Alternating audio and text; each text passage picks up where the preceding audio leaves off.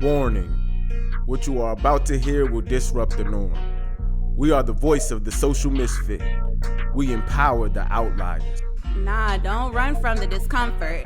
You need to stay in it. Feel the feels and feel some type of way. Let it hit your core, because that's where our healing and our change begins. System malfunction. System override. I'm feeling triggered!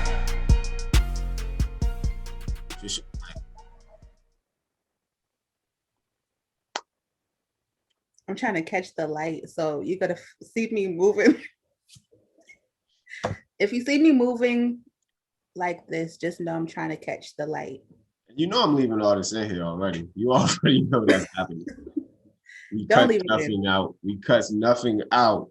Don't leave it in. Just start from here. And a one, and a two, and a you know what to do. Do it.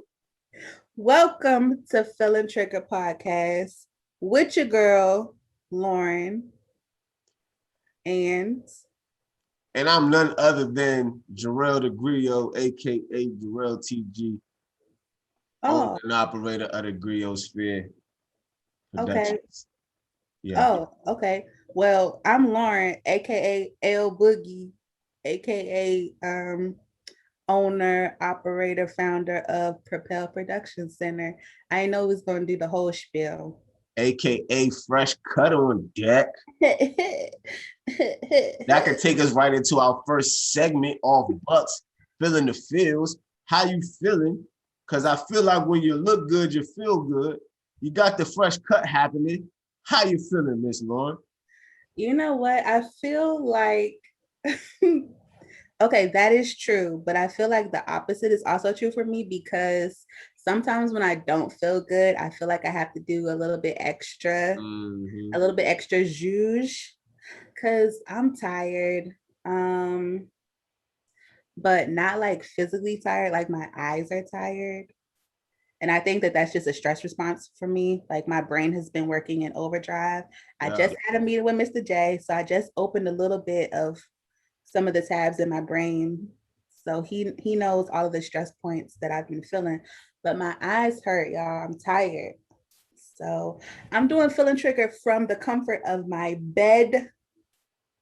I'm sitting, got my Squishmallow right here. So I'm sitting comfortable.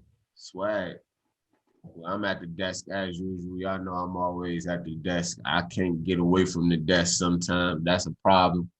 But yeah, I'm feeling pretty good though, man. Like I'm in a pretty good space. I'm going on vacation next week. So when most of you all are watching this, for those of y'all who not hip to the game, y'all gonna be watching this and I'm gonna be in another country. So I feel good right now. Not to mention that 24 hours after the drop of this podcast will be a very special holiday amongst the Black community, just now gaining prominence, just now gaining acclaim.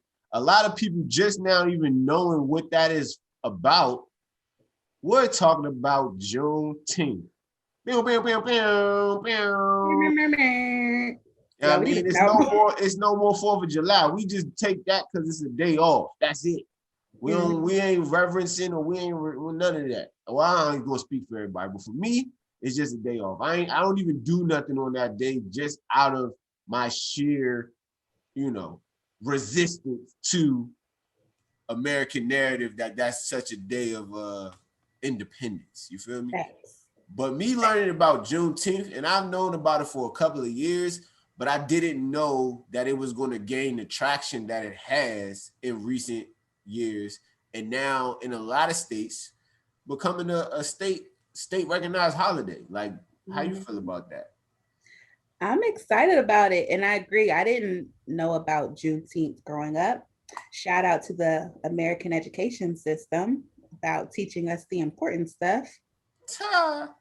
But I just recently learned about it as well. I think probably my first inkling of it was thanks to my HBCU alma mater, Winston-Salem State. And I know Jarrell has connections to his HBCU as well. But I think that's the first taste of African-American history. And so from there, the interest grew.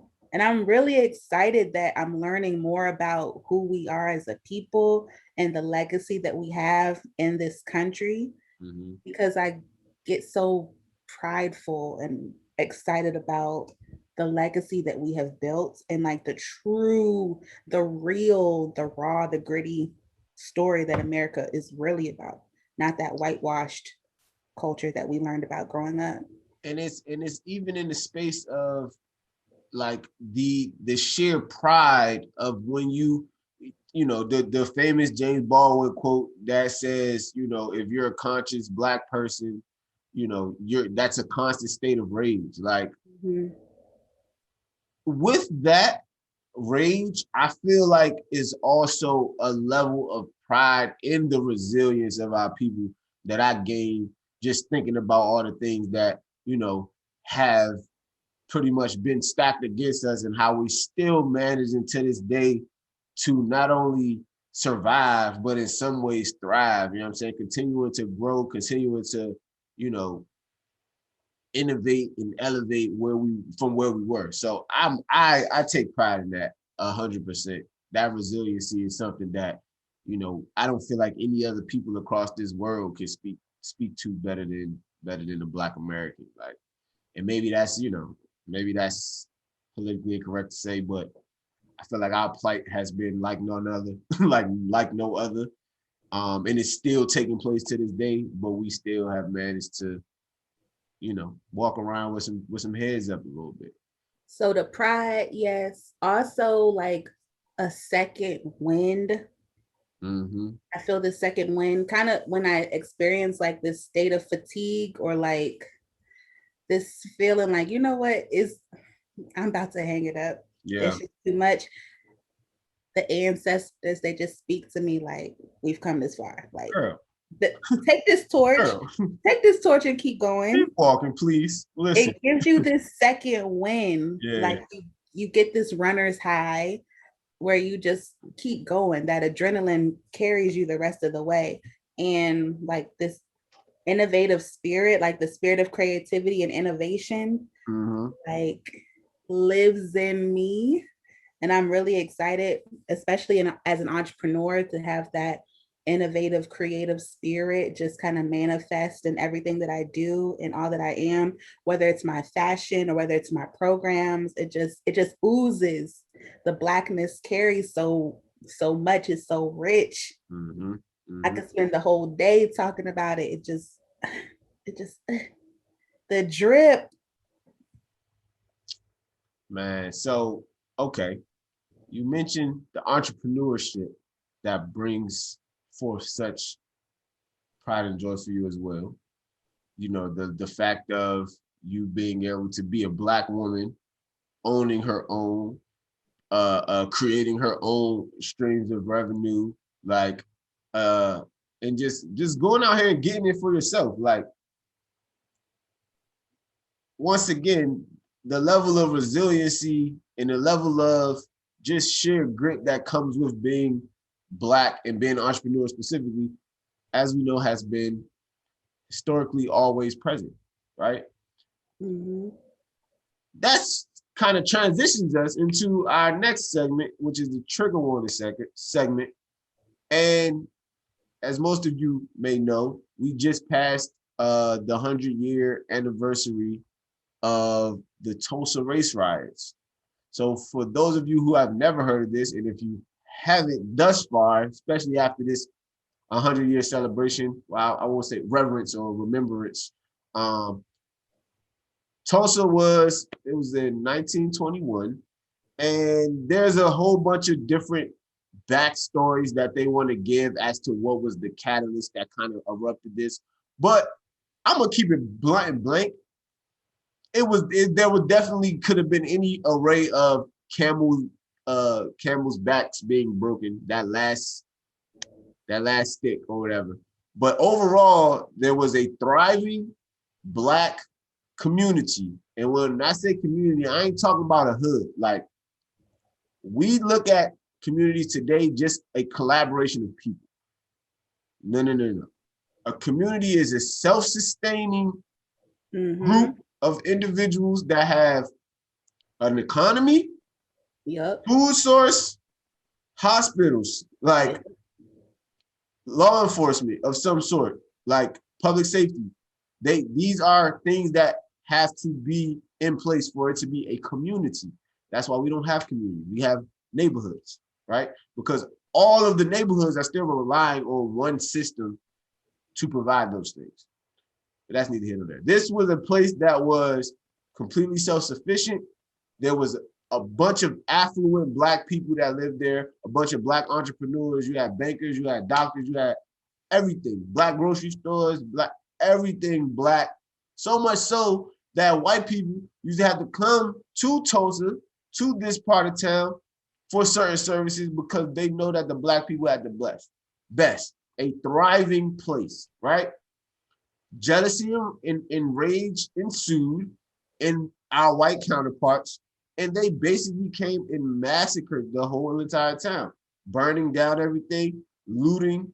I think they said it was, they don't know, of course, the exact body count, but over 100 Black people died. Like, and of course, this is not just the only riot massacre that's happened in our history. We don't know about the large majority of them because they don't want us to know about, you know, spotted past, their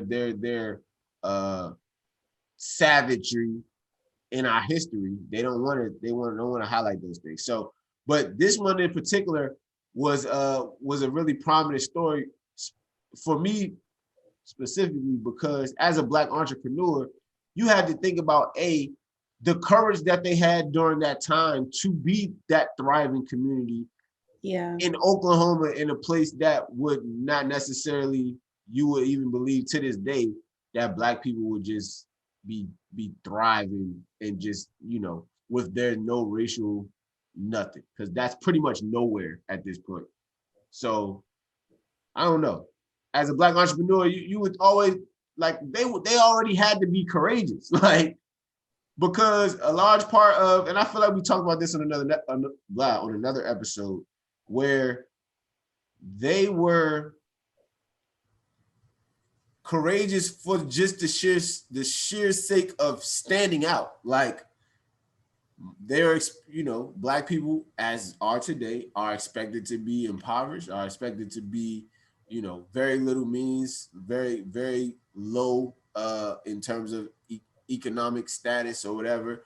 And this was a whole community of, it said during that time, I watched the documentary, they said during that time, there were Black people that were living better than the average white person. Like, there were a large quantity of Black people that were living better than the average white person at that time. Like, okay, so it's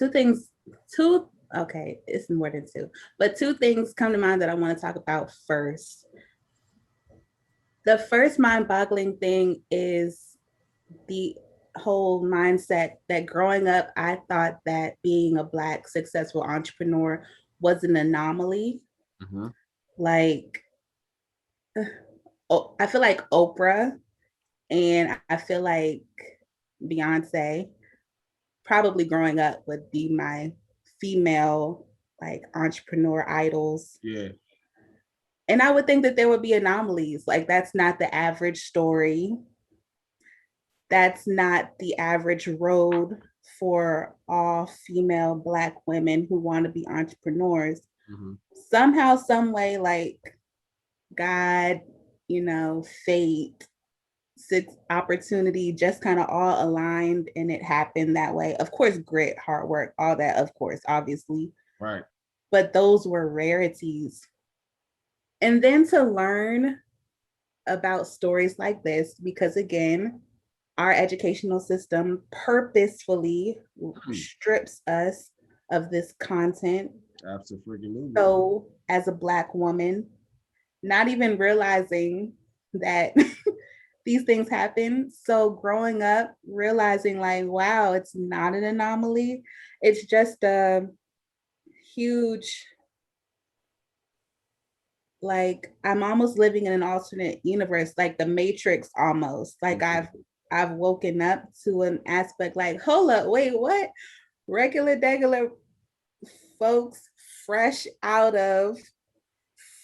recently detached from slavery, Fresh civil out. rights, Jim Crow, went straight to extremely successful entrepreneurship with cooperative economics. And I know y'all have heard me drop that cooperative economics, like sustainable community, Speak on it. wealth accumulation, legacy, like that's the norm, like straight. It was just mind boggling to learn all of this. And then I went to being instant enraged, like to have that information stripped from us. I cannot remember the quote exactly, but something along the lines of the way to keep people enslaved is to keep them from information. Absolutely. Something about that.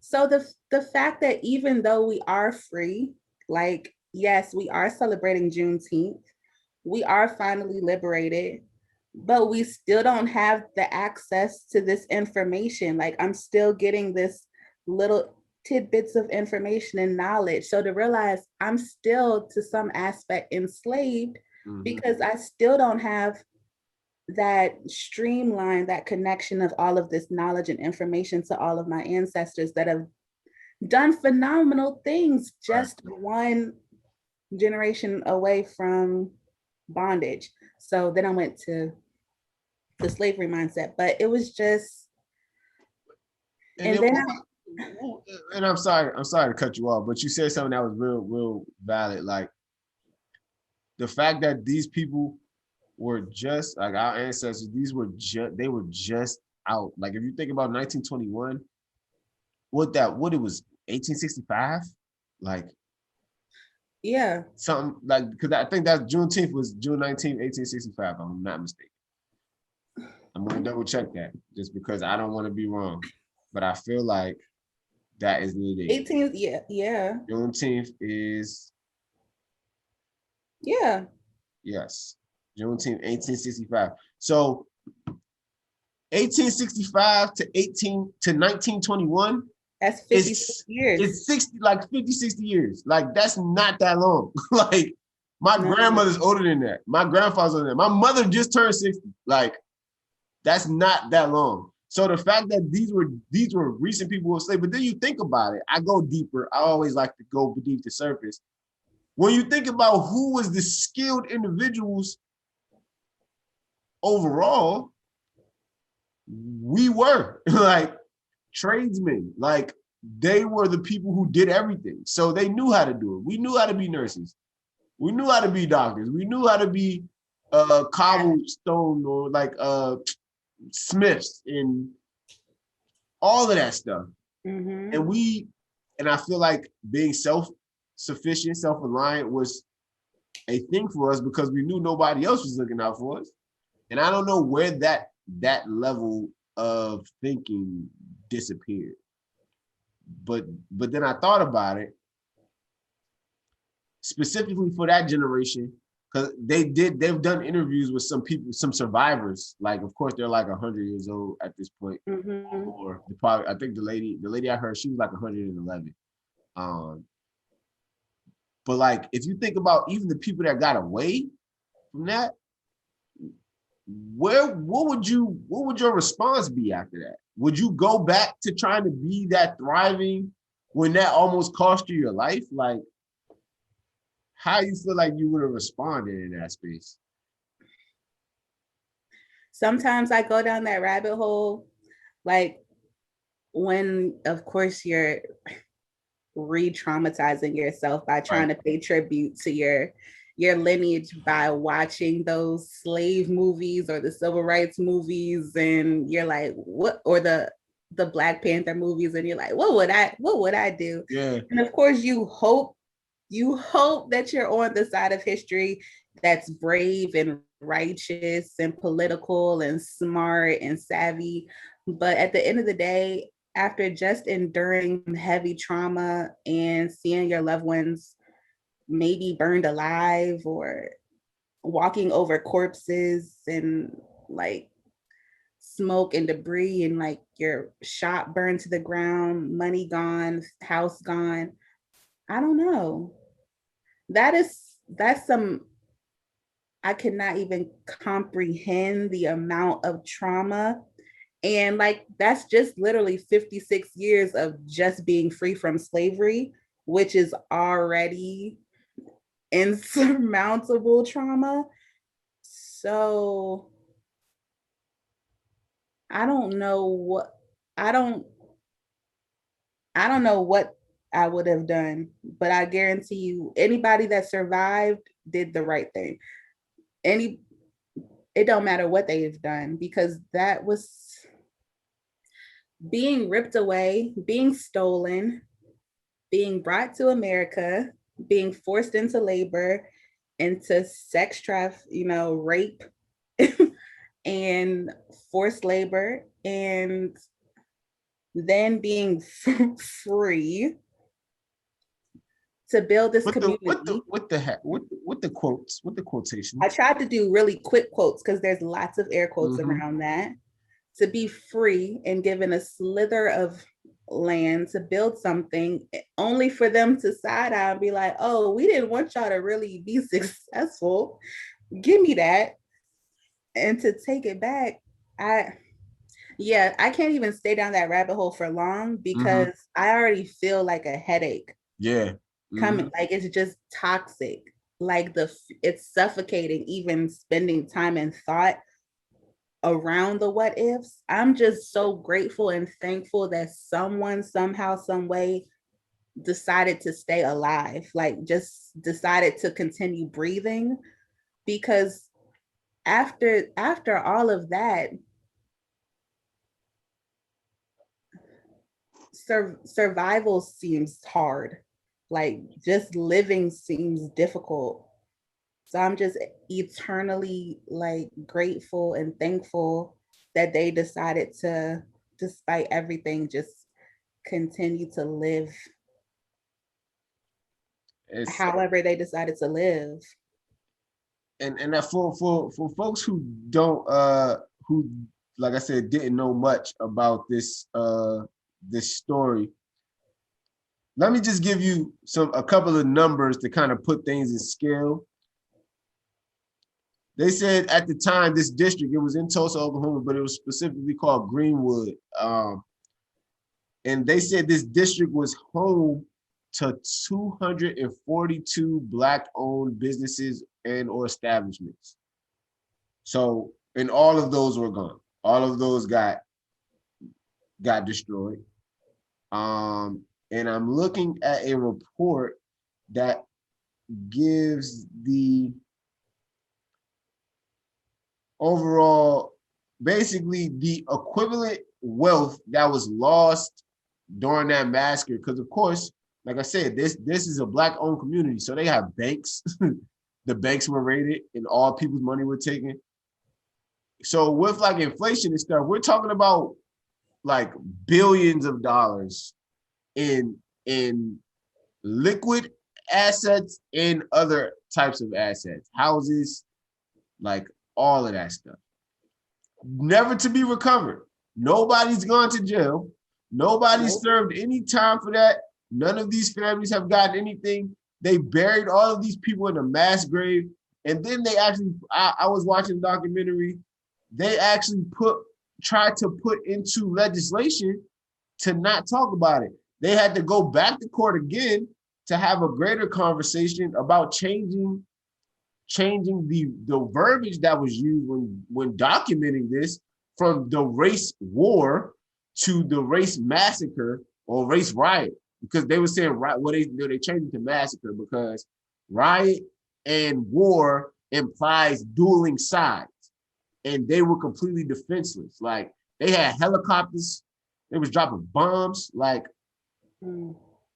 it was crazy. I was like, yo, that's like unfathomable. And then you think like it's not, because it happened after that. Like it happened again and again. Like police raids on, like we talked about, like you said, the Black Panthers, like how Fred Hammond was assassinated, or Think about the Philadelphia bombing of what was the organization called? I cannot remember. What was it? If Philadelphia, where the police dropped a bomb on that house, was it? Dang, I don't even know why I asked you because I don't know the name of it. Let me see. Philadelphia. Nevertheless, y'all, it's still going on. Right. To this day. Sanctioned, like America has granted permission to, without any type of consequences or repercussions, to kill and to destroy Black establishments and Black people. Absolutely. It was called MOVE, by the way, ladies and gentlemen. The MOVE House, the bombing of 1985. 85. Lauren's almost that old. Like, oh my God. He found a way. But I digress. Like that, it's just it and to I guess digress back into speaking like specifically about entrepreneurs. It's hard to figure that even to this day, being successful in Black and not conforming to the system makes you a target. They just talked about LeBron James being the most hated basketball player in the NBA. Over 24 states voted him as the worst or like the most hated basketball player. And then you're like, that poll exists. Why? Like, why do you hate this man so much? Why are we polling? Who is making these? Why do? But then think about it. How much of the population is Black people? I think they lying to us. I think we're a little bit more than we give it because we don't be taking the census. But I guess then you have to account for the people that's in jail. So I will say that I feel like, yeah, anybody that steps outside of their designated lane, America is going to hate you because I feel like they hated Muhammad Ali too. Oh, definitely. Martin Luther King. We have a day named after him. And I be watching documentaries, y'all. I love docs. But I watched a documentary where they was talking about his connection and the feud between him and the FBI. He was on America's Most Wanted list. Like Martin Luther King, the one that we be celebrating in January, like he was literally on America's Most Wanted list. He was considered the most dangerous man in America. Like quoted, like put it in print, like most dangerous man, the Nobel Peace Prize winner, the nonviolent civil rights activist, Martin Luther King Jr. was the most dangerous man in America. But that goes back to what I said earlier about that quote that I need to look up about how to keep people enslaved is to keep them away from knowledge. They share knowledge. They provide us with knowledge. Knowledge is power. Knowledge is wealth. When they provide us with knowledge, that is a dangerous weapon. They weaponize us with information. So when he drops the knowledge, that's something that they do not like. And I will also say that, and you guys already know this to be true, the system isn't broken. I think that we say that often. The system is so corrupt. The system is broken. The system is working seamlessly and flawlessly. The system is working as intended. The system is working structurally sound. The system is set up in such a way that it is operating like according to plan. The system just needs to be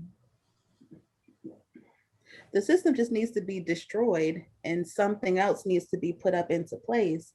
And I think the more knowledge, the more information that we get, the more that we will begin to come together and realize, you know what, this is a very sound system and it will not do. Man, well, that was our trigger warning segment. I hope you feel some type of way. I hope you feel some type of way. I was talking to my mother. I said, like, if you are a person not of color and you listen to conversations like this and you don't personally feel no type of way about it, you're a racist. Facts.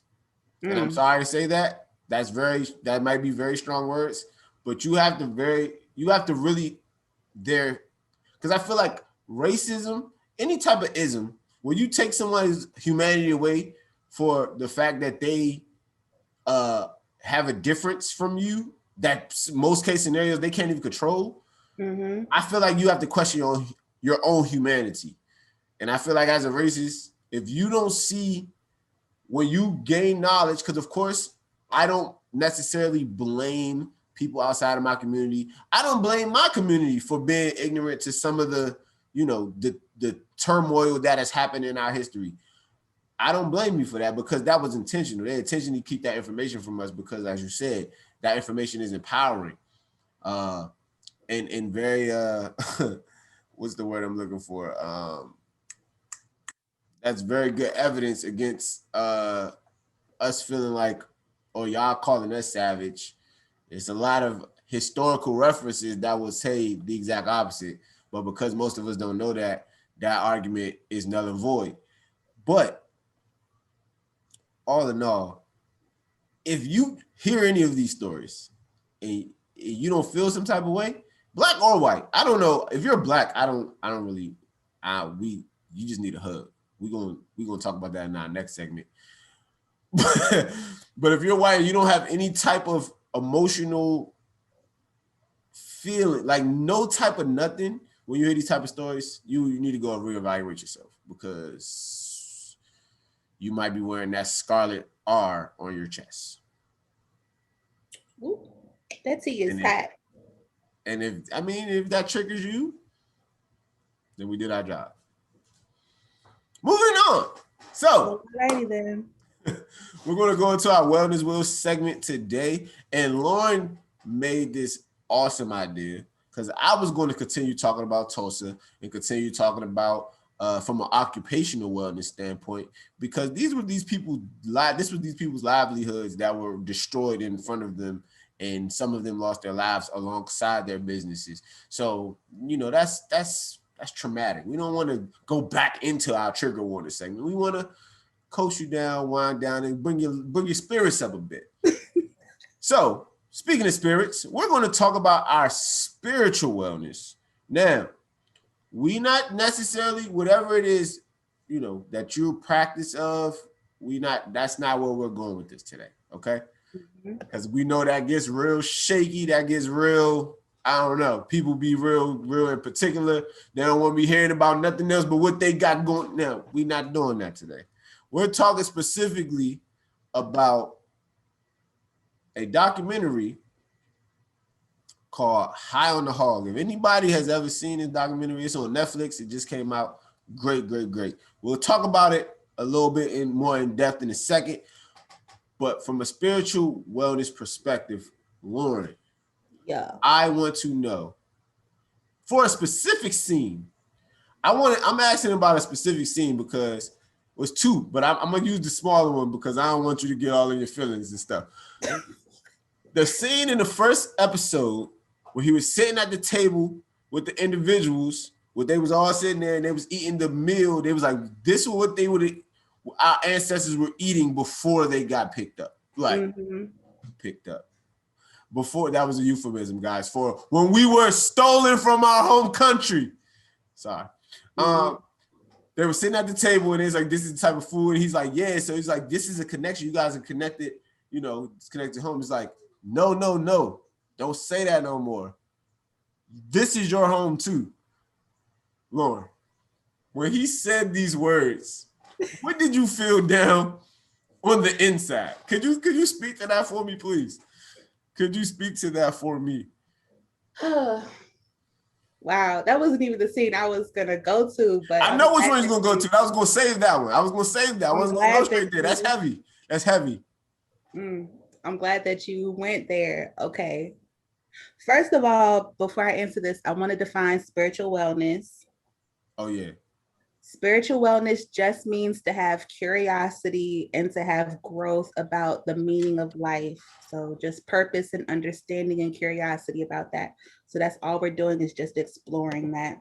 So my heart exploded and melted at the same time when that was said. And it really resonated with me for multiple reasons.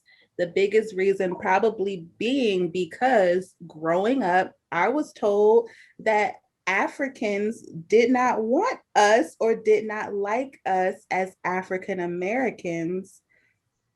So, like, whenever I was met with racist tension and someone that was not Black would say, go back where you came from, I would feel a certain kind of way. One, because I didn't know where that was.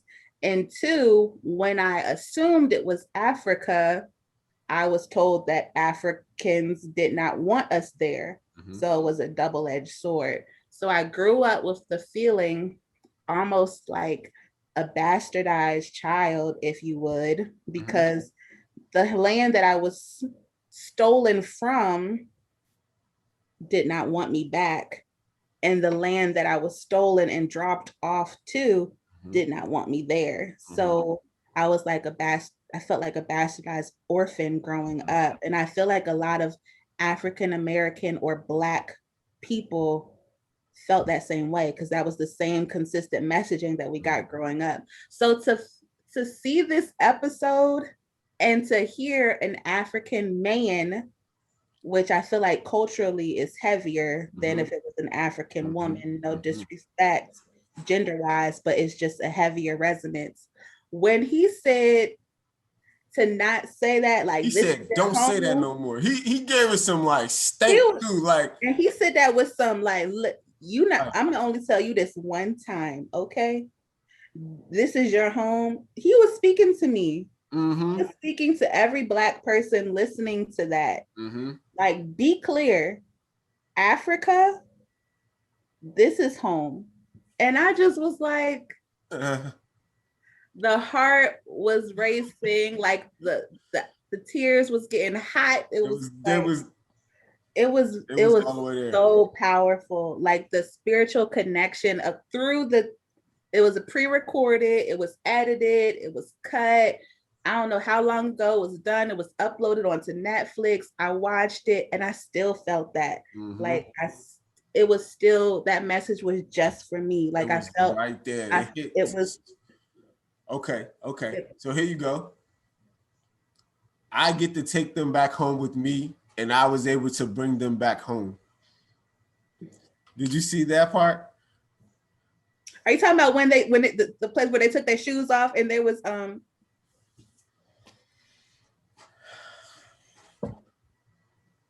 So friends, for those of y'all who did not see this yet, spoiler alert, they're standing on this sacred ground that is basically the corridor, the outdoor corridor. They walked a 4-day trip from the village that a lot of Africans were being stolen from. Walked this 4-day trip road. Well, they didn't walk the whole thing, but he walked along this road. And then they get to the place that had these pillars, and a monument was built for.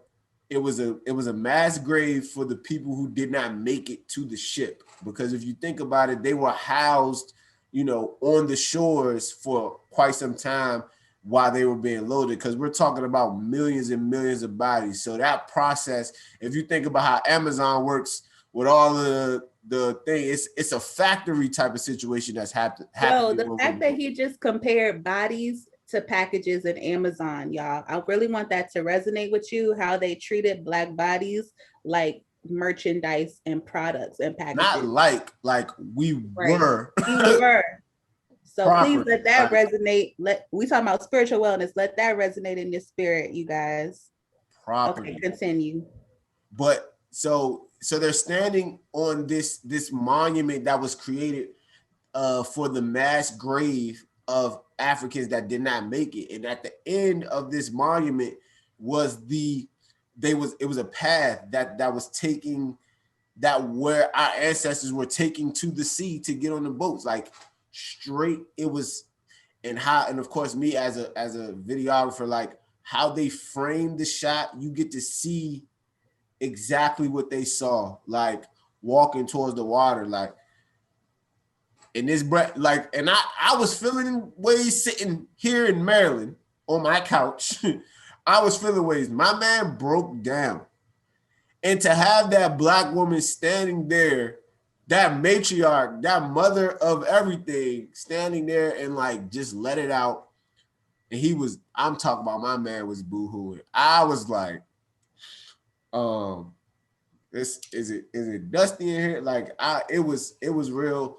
Then your voice came out here like feel the feels. And I just had to stop. I paused it and I was like, yo, this is heavy. Like this is really heavy. But it felt so relieving because that statement was said that I said at first when he said it felt as though, because if you think about it, we never came back. Like the people who left, they never came back. Like I think it was there were stories of a couple of ship revolts that they end up navigating back to Africa. I don't know extensively about those because it was far more that never made it back. Mm-hmm. So he said that it was the power of the words of him talking about our ancestors and saying, because I am a product of their resiliency, being able to make it not only just to those shores where I'm standing on this grave of thousands of people that didn't make it, onto the ships where thousands more didn't make it, they died at sea, to making it to, like, our ancestors had to go through some things for us to even be sitting here today. So he said that, I feel like I'm bringing them back home, but because I'm standing on this sacred ground from where they came from, I get to now take that back with me. I have a feeling of, like you said, I'm no longer that bastard child. I feel like can say I'm deeply rooted into this motherland, into this continent that we call Africa. Like it was powerful. It was powerful. It washed over me as well. Like I had to cry. That was some heavy stuff too. I was already, like, the tears were already streaming when I was watching that experience, but then seeing him as a Black man break down on that grandmother, like maternal figure, and sob made me really like, it was almost validating too, because there was this barrier. I think you spoke about it a little bit. There was this emotional barrier, kind of like, I need to be strong. Like I need to feel like I'm feeling it, but I need to be strong. Like I'm resilient, I'm strong, I'm proud, like I made it, I'm grateful. But then when he broke down, it almost kind of gave the green light, like granted permission, like, no, you can feel 100%, this moment. 100% vulnerable, let it flow, it's okay. And I was like, okay, let's have this moment as a collective. And I feel even closer. Like I feel like as Black people, we already have this unspoken connection, but I feel like after watching, I feel almost even more connected. Like so much so that I looked him up on Instagram, started following him. Like we're best friends now. Facts. Like he don't know me, I don't know him. I'm gonna do that. I'm gonna do that. Best believe I started following him and another person in another episode too. I was like, oh, we're best friends now. Like we're family now. So that's my extended kinfolk and we're good. And I really appreciated how that emotional release granted a richer spiritual connection to not just him, but to also ancestors that I've never known. Yeah. You know, I've never been to that place in Africa, but I feel like after hearing and him sharing that story and him being vulnerable with us, I can almost cross that off my list. Now, granted, I still want to go, but I mean, metaphorically speaking, I've propel retreat. Ooh, there it is. Facts. We got a lot of retreats we got going, so we got to do a lot of work because we're gonna be going. We do have, yeah, because flights to Africa. Yeah, we're gonna have to. Well, man, we could take some programs out there though. We should try to figure that out. How to get that work. We'll talk about that offline though, because I got an idea actually.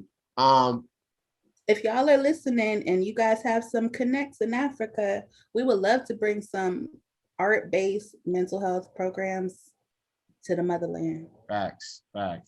So I purposely didn't give the premise of this documentary series for a reason, because it will speak a lot better to our next segment, that is expressive arts, right? I forgot the exact title. The art of expression, right? I tease him all the time for it, and he still don't remember the title he came up with. The art of expression. And this documentary spoke to that because all of that great, rich energy, culture, and energy that came out of the conversation we just had in our wellness segment, our wellness wheel segment, spawned from a documentary about the culinary arts. This was a documentary. It was called High on the Hog because it was based off of a book that a woman wrote that kind of correlated African cuisine to African American cuisine, influencing what American cuisine is even to this day. So they gave us a lot of conversation about different foods that we ate prior to coming to America. That was a whole episode. And then some of the cultural nuance in some of the foods are like South Carolina that had heavy influences in African culture. Even talking about the fact that mac and cheese, baked mac and cheese, like the way that we eat it, the way that grandma make it at Thanksgiving and, you know, at family dinner on Sunday, that was invented by a black man. Of course you know that already. He was a black, but he was also trained by some French chefs. This man was crazy. He made that in a Dutch oven. For those of y'all who don't know what that is, that's a steel pot, I don't know if that's steel, cast iron, whatever. Steel pot with a top with a lid on it. Made the jump, of course, with everything. Did the noodles with half milk. I'm gonna have to try that. I said, hey, hello. I'm gonna have to try that. Did it, put it together, boom, boom, boom, put it in the Dutch oven, put the coals on top, baked mac and cheese, the way we eat it today, came from Thomas was it Thomas Jefferson? It was Thomas Jefferson chef. Made mac and cheese. We don't know this man, what this man looked like. We don't know this man's real name. Because he was a slave, clearly. Slave. And he is responsible. Him and George Washington's chefs were considered the first celebrity chefs. They were world renowned. Traveled with them. Because we be in the kitchen, bro. We in there. And they talked about. Hold up. With the talk about the rice fields though. Did you see that part? Yeah. Bro, talk about they moved more land or as much land as it took to build the pyramids. You can see those rice fields from space. I had no idea how impactful rice was. I thought cotton was the thing, tobacco. No. I ain't know nothing about rice. Right. Sugar cane, I heard that. We was doing it. But anyway, in summation, go watch this documentary. If you are black, if you are not black, you will get something from this. One more thing. Go ahead. My bad. Can I just say though, so we know the arts in general is a connecting thing. Facts. It doesn't matter what we do in the arts. It transcends like all barriers. It transcends race. It transcends gender. It transcends class, like status. Whether it be music, whether it be poetry, whether it be fashion, like different aspects of art just blankets the world. So culinary art, food, food is universal. Food is paramount. That's something that we have to do in order to live. Like it's our sustenance. So the fact that our history is so deeply rooted in something that we have to do to survive within this nation is just bananas. It's just so big. So that kind of circles back to what we started talking about how proud we are about it being Juneteenth and how resilient we are, because you can kind of see that in the legacy of the food while you watch this documentary, but also when you see food like going from different restaurant to restaurant or carry out or food truck or cookouts, when you see this, you know what? I'm challenging you guys this summer. When you guys go to the cookouts, sit and listen to the stories about the recipes and like who decided to switch it to this versus this, or who decided to add this versus that, or who decided to do that. Like really sit and capture those stories, get that oratory storytelling, that griot, like become the historian, become the recipe holder for your family, because that culinary art aspect is falling away like within our families, and that's something that has to be kept. And it has to, y'all, trying to tell you. And I'm not just saying that because Propel and Griot are art-based, organizations. We are, but that's just helpful. That's just extra. We speak here. So all in all, I agree with 100% with everything what Lauren just said. Like, this documentary is phenomenal, and the greater conversation that not only does culture lives, culture breathes, culture is history at the end of the day, because that's how it's created. And if we look at a lot of the nuanced things of our culture, some of the more prominent things too, but definitely lies in a lot of the nuance. You cannot say that we are not still connected to where we come from. Like, you can't tell me that. Last thing I wanted to say about this documentary, Lauren, what you out here eating? You out here eating yams or you eating sweet potatoes? Okay, so all my life, I thought they was interchangeable. So I don't even want to get a spoiler, but I just want to know your answer.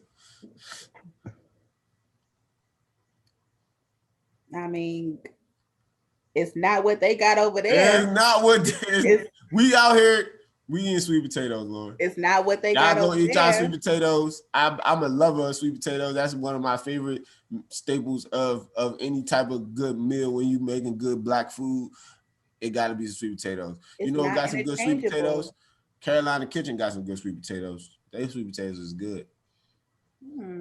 Yeah, but anywho, man, go do something black this weekend. Do something super black. Like, I'm talking like, go to a movie and talk loud type of black. Like, go. We talking ratchet black. You ain't gotta be ratchet black. It's all a part of it. You gotta embrace the whole spectrum. That's the greatest part I feel about being black, because our spectrum is so crazy. We're the only culture that is so, like, I feel like we're the least monolithic of anybody. Like, I don't think any culture is culturally monolithic. Of course, there are outliers, whatever, but a lot of them have the same general consensus. Like, right? We are so widespread. I'm saying it. I don't care. It's Juneteenth. I don't care. If you feel bad, if I'm triggering you right now, good. I'm done. Y'all don't have to dabble on the. Y'all don't have to talk loud in the movie. If y'all gonna talk loud in the movie, don't come to the movie theater that I'm gonna be in. Because then we gonna. I'm gonna send out a mass text. I'm gonna put it out on Instagram when Lauren's going to the movies, and don't come. We all pulling up. Wow. What you doing? Hey, turn around. Don't go in there. Don't go in there. No, get out. We do understand this is only a stereotype. We know everybody doesn't talk loud in the movie. I actually don't prefer that either. But don't come in the movie. I just want you to go and do something super black. Go spend time with your family. Go talk to your grandparents. Go see what's going on. Go invest in your next generation, man. We got another generation coming up behind us that is even more prepared to do all the amazing things that our grandparents wanted us to do. They'll be even more prepared and more equipped and more resourced. That's that super woke generation. This what we're not going to do. This what we not about to do. They tried to coin the phrase, we ain't our ancestors. I don't really like that. I get what you're trying to say. We're a little bit more vocal and liberal. I've heard that. There's t-shirts.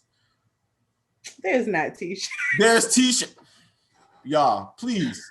Somebody send Lauren a picture of a t-shirt Like they had I feel like the generation, us millennials and before us, I feel like we kind of had to kill that because they were starting to get bold when like the whole stuff last summer started breaking out.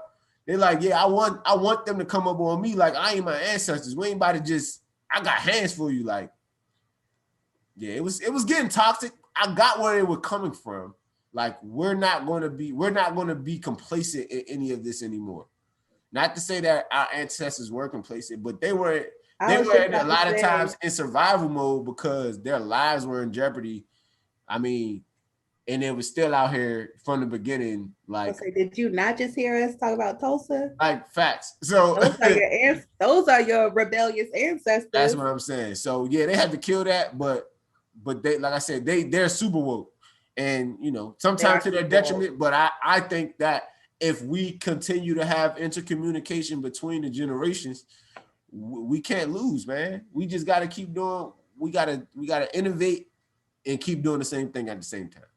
Yo, I'm so excited. I'm so excited for them. Gen Z, stand up. Let's get it. Millennials, stand up. What's the generation before us? I think X. Gen X, stand up. I'm sorry, I be forgetting. I don't know. I don't be knowing. I be forgetting about y'all. I don't know where I'm at. But yeah, man, I feel like this was a really good episode. I feel like we gave y'all a good, solid piece of conversation to go into your Juneteenth weekend. Have a great time. Oh, I'm sorry. I gotta say one more thing. Uh-oh. As a clinical social worker, I gotta say one thing. Put it on. Put it down. So I know Juneteenth, we're gonna be extra black, as you should. But also, you know, be mindful. It's gonna be heavy. There's gonna be posts. It's gonna be information. You know, we just celebrated. Well, we didn't celebrate, but we did memorialize Tulsa. It's heavy. You know, Hound the Hog. That stuff is heavy. So please take breaks as needed. You don't have to be live F5 24/7 all weekend. So please preserve your peace, preserve your mental health. You don't have to be on all the time. So take the breaks as needed. Nap extra long if you need to. We need you to survive, so you can continue the work that our ancestors have laid the foundation for. So balance, all about balance. And that has been the word from a clinical social worker. Boom. And from the words of the griot, get the stories. As Lauren said, with the recipes come stories, man. Sit down and listen to those stories because they're valuable. They hold lessons. They hold our history. Go sit down with some old folks, with your OGs, with your elders. Like, sit down and have some real conversations with them. Ask them questions about what their life was like. What, you know, as a younger person, if you haven't done so already, like, these are the conversations that keep our culture thriving. Because as we know, history from the government standpoint, from the political standpoint, never tells the story the way the story goes, right? Mm-hmm. The history is told only. The history is told only from the victors, and in a lot of ways, we had to take some L's. So we have to make sure we're sharing our culture with us, so that it gets passed down from generation to generation. We don't lose it. That's my words. Boom. There it is. Yeah. This has been Feeling Trigger Podcast. Hopefully we made you feel some type of way. Stay tuned next month because we'll have more content for you. Y'all be easy. Y'all be blessed. Blessings and favor.